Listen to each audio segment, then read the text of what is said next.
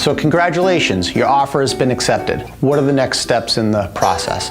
The first step you're going to want to do is a home inspection. The typical time frame for a home inspection is between 7 to 12 days. Every home you'll have a home inspection and a pest inspection. The home inspector is going to tear that place apart in a good way. You want a very thorough home inspection where he tests all the systems, the mechanicals, the structure, heating, electric, and more.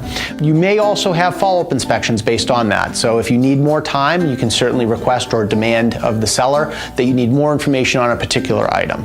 Assuming that you get past a home inspection, the next step is you turn it over to an attorney. Part of your closing costs, an attorney is provided to you.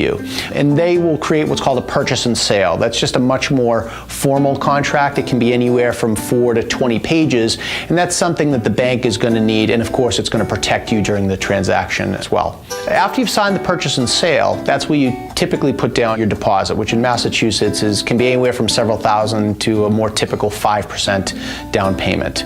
And then things kind of go quiet. The bank is taking about 30 days to fill what's called your mortgage contingency.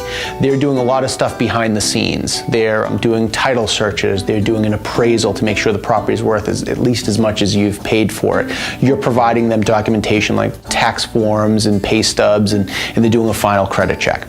That takes about 30 days. When that date hits, that's the last day that you can back out of the deal if you are unable to get your financing. So that's a date that you, your lender, your attorney, and your agent should be watching like a hawk. Once you get your final mortgage commitment, the next step is to do your final walkthrough. Okay, typically done a day or two before the closing.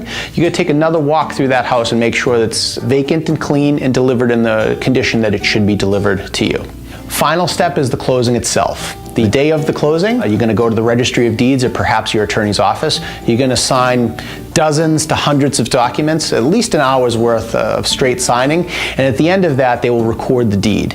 One minor detail there is that you don't own the house until the deed is recorded, so you want to make sure that your agent and your attorney coordinate to make sure that they can record that deed promptly, because if you're paying hundreds of dollars per hour for a moving company, you want to make sure that they're not sitting idly by while you're paying them. Once the deed is recorded, you get the keys and the property is yours. Congratulations.